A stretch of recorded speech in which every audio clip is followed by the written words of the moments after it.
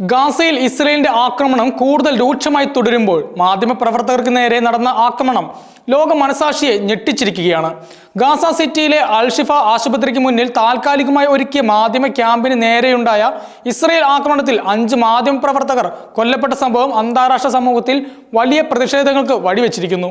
ഈ ക്രൂരമായ ആക്രമണത്തിൽ ഇരയായവരെല്ലാം അൽ ജസീറ ചാനലിലെ ജീവനക്കാരായിരുന്നു. കൊല്ലപ്പെട്ടവരിൽ പ്രമുഖരായ മാധ്യമ പ്രവർത്തകനായിരുന്നു അനസ് അൽ ഷെരീഫ്. മുഹമ്മദ് ഖുറൈഖ് എന്ന മറ്റൊരു റിപ്പോർട്ടറും കൂടാതെ ക്യാമറാമാൻമാരായ ഇബ്രാഹിം സഹിർ, മുഹമ്മദ് നൌഫൽ, മൊയേമൻ അലിവ എന്നിവരുമാണ് ആക്രമണത്തിൽ ജീവൻ വെടിഞ്ഞത്. ഈ സംഭവത്തിന് പിന്നാലെ അൽ ജസീറ പുറത്തുവിട്ട പ്രസ്താവനയിൽ ഇത് മാധ്യമ സ്വാതന്ത്ര്യത്തിന് നേരെയുള്ള ബോധപൂർവമായ ആക്രമണമാണെന്ന് ആരോപിച്ചു. ഗാസയിലെ യുദ്ധമുഖത്തു നിന്നും ലോകത്തിന് മുന്നിലേക്ക് യാഥാർത്ഥ്യങ്ങൾ എത്തിച്ച ധീരരായ മാധ്യമ പ്രവർത്തകരായിരുന്നു ഇവരെന്നും ഇവരെ ലക്ഷ്യമിട്ടാണ് ആക്രമണം നടന്നതെന്നും അൽ ജസീറ വ്യക്തമാക്കി. ഈ ആക്രമണത്തിൽ മാധ്യമ പ്രവർത്തകർക്ക് പുറമെ 2 ഗാസ നിവാസികളും കൊല്ലപ്പെട്ടിട്ടുണ്ട്.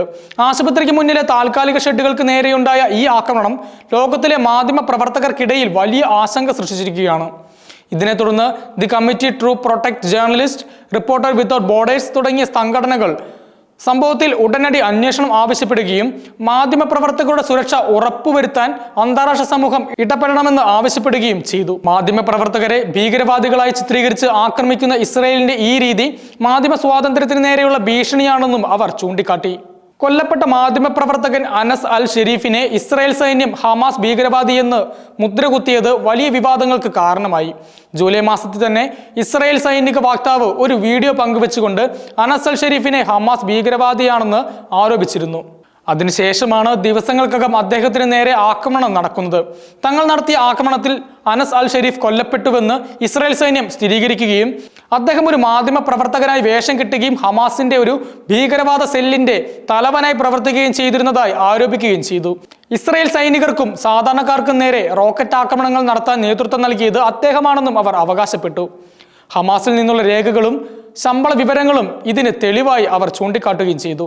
എന്നാൽ മാധ്യമപ്രവർത്തകരെ സംരക്ഷിക്കാൻ പ്രവർത്തിക്കുന്ന സംഘടനകളും അൽ ജസീറയും ഇസ്രായേലിന്റെ ഈ വാദങ്ങളെ പൂർണ്ണമായും തള്ളി. ഇസ്രായേലിന്റെ ഈ ആരോപണങ്ങൾ മാധ്യമപ്രവർത്തകരെ കൊല്ലുന്നതിനെ ന്യായീകരിക്കാനും ഗാസയിൽ നിന്നുള്ള സത്യങ്ങൾ പുറത്തു വരുന്നത് തടയാനുമുള്ള ശ്രമങ്ങളുടെ ഭാഗമാണെന്നും അവർ ആരോപിച്ചു. അനസ് അൽ ഷെരീഫ് ഗാസയിലെ യുദ്ധത്തിന്റെ ഹൃദയത്തിൽ നിന്ന് സത്യസന്ധമായ റിപ്പോർട്ടുകൾ ലോകത്തിന് മുന്നിലെത്തിച്ച ധീരനായ മാധ്യമ പ്രവർത്തകനായിരുന്നു. കഴിഞ്ഞ ഡിസംബറിൽ ഇസ്രായേൽ ആക്രമണത്തിൽ അദ്ദേഹത്തിന്റെ പിതാവ് കൊല്ലപ്പെട്ടപ്പോഴും വടക്കൻ ഗാസയിൽ നിന്ന് റിപ്പോർട്ട് ചെയ്യുന്നത് അദ്ദേഹം നിർത്തിയിരുന്നില്ല. കൊല്ലപ്പെടുന്നതിന് മിനിറ്റുകൾക്ക് മുമ്പ് പോലും അദ്ദേഹം ഗാസ സിറ്റിയിൽ നടക്കുന്ന ഇസ്രായേൽ ആക്രമണത്തിന്റെ ദൃശ്യങ്ങൾ സമൂഹ മാധ്യമങ്ങളിൽ പങ്കുവച്ചിരുന്നു. അതേസമയം ഗാസയിലെ പ്രതിസന്ധികളെക്കുറിച്ച് ലോകത്തിന് മുന്നിൽ വിവരിക്കുന്നതിലും ഇസ്രായേൽ ആക്രമണത്തിന്റെ ഭീകരത ജനങ്ങളിലേക്ക് എത്തിക്കുന്നതിലും മുൻപന്തിയിലുണ്ടായിരുന്ന മാധ്യമ പ്രവർത്തകനായിരുന്നു അനസ് അൽ ഷെരീഫ്. അദ്ദേഹത്തിന്റെ മരണത്തിന് ശേഷം ഏപ്രിൽ മാസത്തിൽ അദ്ദേഹം എഴുതിയ ഒരു അവസാന സന്ദേശം സമൂഹ മാധ്യമങ്ങളിൽ പ്രചരിക്കുകയുണ്ടായി. വേദനയും ദുഃഖവും നഷ്ടവും ആവർത്തിച്ചറിഞ്ഞിട്ടും ഞാൻ സത്യം വളച്ചൊടിക്കാതെ ലോകത്തോട് പറയാൻ മടി കാണിച്ചിട്ടില്ല എന്ന സന്ദേശത്തിൽ അദ്ദേഹം കുറിച്ചിരുന്നു. ഭാര്യയെയും 2 കുട്ടികളെയും ഉപേക്ഷിച്ചാണ് ഈ 28-കാരൻ വിടവാങ്ങിയത്. ഈ സംഭവങ്ങൾ ഇസ്രയേലും അൽ ജസീറയും തമ്മിലുള്ള ലോങ് സ്റ്റാൻഡിംഗ് ടെൻഷൻ വർദ്ധിപ്പിച്ചിരിക്കുകയാണ്. ഇസ്രയേൽ അൽ ജസീറയെ പക്ഷപാതപരമായി റിപ്പോർട്ട് ചെയ്യുന്നുവെന്ന് വർഷങ്ങളായി ആരോപിക്കുന്നുണ്ട്. അൽ ജസീറയുടെ പ്രവർത്തനങ്ങൾ ഇസ്രയേൽ സർക്കാർ രാജ്യത്ത് നിരോധിക്കുകയും ഓഫീസുകൾ റെയ്ഡ് ചെയ്യുകയും ചെയ്തിരുന്നു. എന്നാൽ തങ്ങളുടെ റിപ്പോർട്ടിംഗ് നിശബ്ദമാക്കാനുള്ള രാഷ്ട്രീയപരമായ നീക്കങ്ങളാണ് ഇത്തരം ആരോപണങ്ങളെന്ന് അൽ ജസീറ മറുപടി നൽകുന്നു. ഈ സംഭവങ്ങൾക്കിടയിലും ഇസ്രായേൽ പ്രധാനമന്ത്രി ബെഞ്ചമിൻ നെതന്യാഹു തന്റെ നിലപാടുകൾ ആവർത്തിച്ചു. ജെറുസലേമിൽ വിദേശ മാധ്യമങ്ങളോട് സംസാരിക്കവേ അദ്ദേഹം പറഞ്ഞത് ഹമാസിനെ പൂർണ്ണമായും പരാജയപ്പെടുത്തുകയും ഗാസയെ മോചിപ്പിക്കുകയും ചെയ്യുക എന്നതല്ലാതെ ഇസ്രായേലിന് മറ്റു മാർഗങ്ങളില്ല എന്നാണ്. ഗാസയെ പിടിച്ചെടുക്കുകയല്ല, മറിച്ച് അതിനെ വിമോചിപ്പിക്കുകയാണ് ലക്ഷ്യമെന്നും അദ്ദേഹം പറഞ്ഞു.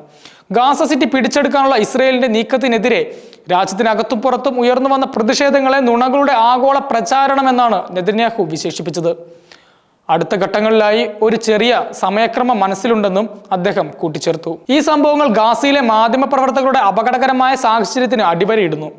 വിദേശ മാധ്യമങ്ങൾക്ക് ഇസ്രായേൽ സൈനിക അകമ്പടി ഇല്ലാതെ ഗാസയിലേക്ക് പ്രവേശിക്കാൻ അനുമതിയില്ലാത്തതിനാൽ തദ്ദേശീയരായ മാധ്യമപ്രവർത്തകരാണ് അവിടെ നിന്നുള്ള ഭൂരിഭാഗം വിവരങ്ങളും ലോകത്തിന് മുന്നിൽ എത്തിക്കുന്നത്. ഈ മാധ്യമപ്രവർത്തകർക്ക് നേരെ നടക്കുന്ന ആക്രമണങ്ങൾ, അവിടെ നടക്കുന്ന യഥാർത്ഥ സംഭവങ്ങൾ പുറത്തറിയുന്നത് തടയാനുള്ള ബോധപൂർവമായ ശ്രമങ്ങളാണെന്ന് മാധ്യമ സ്വാതന്ത്ര്യത്തിനായി പ്രവർത്തിക്കുന്ന സംഘടനകൾ ചൂണ്ടിക്കാട്ടുന്നു. ഒരു യുദ്ധഭൂമിയിൽ സത്യം റിപ്പോർട്ട് ചെയ്യുന്നതിനിടയിൽ സ്വന്തം ജീവൻ ബലിയർപ്പിക്കേണ്ടി വരുന്ന സാഹചര്യം തടയുന്നതിന് അന്താരാഷ്ട്ര സമൂഹത്തിന് വലിയൊരു വെല്ലുവിളിയായിട്ടാണ് ഉയരുന്നത്.